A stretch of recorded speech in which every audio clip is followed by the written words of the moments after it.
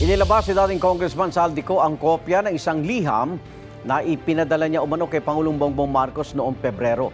Kabilang sa mga binanggit sa sulat at tungkol sa 100 billion pesos na budget insertions na iniutos umano ng Pangulo at ang kontrobersyal na mga blanco sa 2025 Budget BICAM Report. May unang balita si Tina Panganiban Perez. Noong February 2025, sumulat po ako ng isang confidential letter kay Pangulong Marcos. Doon ko ipinaliwanag na ginagawa ko lang ang mga utos niya tungkol sa mga insertions na sinasabi niyang hindi na raw niya makilala.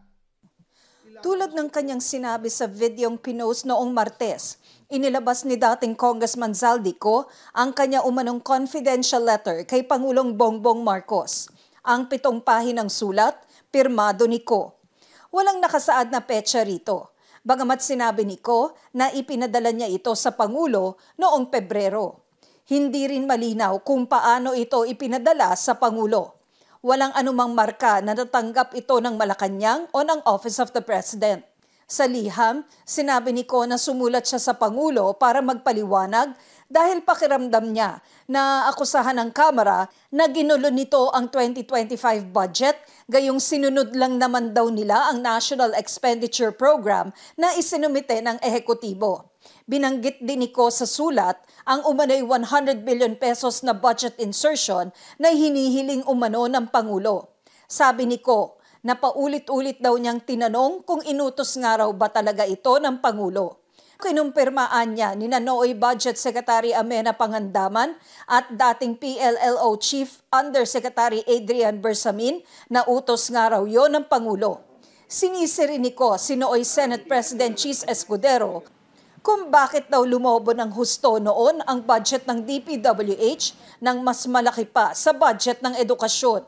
Gusto raw kasi ni Escudero na magkaroon ng 200 billion na alokasyon ang Senado na ang malaking bahagi ay ipapasok sa mga proyekto ng DPWH, kaya kinailangan magbawas sa pondo sa ibang departamento. Nagbabala pa raw siya kay Escudero na hindi pwedeng mas malaki ang alokasyon ng DPWH kaysa edukasyon, pero nagbanta raw si Escudero na patatagalin ang budget deliberations para magkaroon na lang ng re-enacted budget.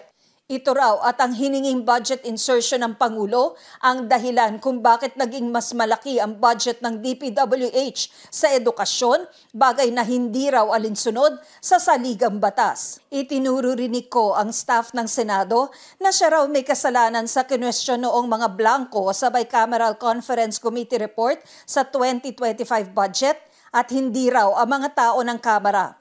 Binanggit din ni Ko si dating DPWH Secretary Manny Bonoan.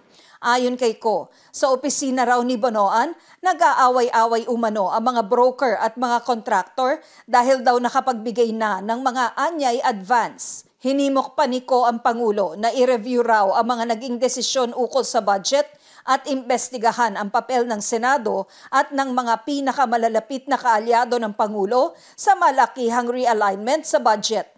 Hinihingan pa namin ng reaksyon si Escudero, si Bonoan at ang Malacanang tungkol sa mga sinabi ni Ko. Ang ilang mambabatas naman na aming nakausap, hindi raw kumbinsido sa mga pahayag ni Ko. Hinimok nilang bumalik ito sa bansa, panumpaan ang lahat ng kanyang sinasabi at humarap sa korte. Dapat niyang ihain ito sa proper forum and then make himself personally be able to at least make these complaints, before the courts so that he can also be given the due process, to make all these allegations come into light before the proper forum. Umuwi siya. Mahirap malaman kung ano yung nasa utak ni Saldico. But if you look at the statements, it's very serious accusations, but at the same time, sabi lang niya yon. Ang iniintay ko ay maglabas siya ng supporting evidence, lalong-lalo na yung independent corroboration. Dapat bumalik siya dito, iharap niya yung mga kaso. Ito ang unang balita. Tina Panganiban Perez para sa GMA Integrated News.